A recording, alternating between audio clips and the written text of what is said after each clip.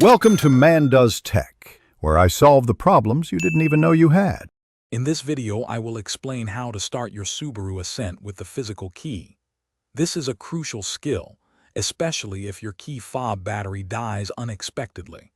We'll walk through the process step by step, ensuring you can always get your vehicle running. Whether you have a push-button start or a traditional ignition, these instructions will help you confidently start your Subaru Ascent. Let's get started. For Subaru Ascent models with a push-button start, first, slide the small release button on your key fob and pull out the hidden physical key. Use this key to manually unlock the driver's door. Once inside, place the key fob directly against the push-button start. This allows the car to detect the fob signal, even with a dead battery, and you can then press the button to start the engine. If your Subaru Ascent has a traditional ignition, the process is straightforward. Begin by removing the physical key from your key fob, just as you would for a push-button model.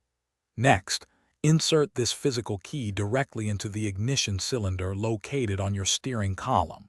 Once the key is fully inserted, turn it clockwise to the start position. Hold it there briefly until the engine turns over, then release it. Remember, knowing how to start your Subaru Ascent with the physical key is a valuable skill for any driver. It's always a good idea to keep a spare key fob battery on hand, perhaps in your glove compartment, for quick replacement. Practice this method once or twice so you're confident if an emergency arises.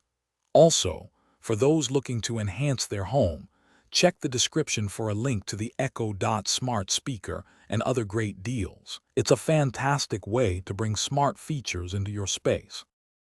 Thanks for watching. If you found this helpful, don't forget to like and subscribe.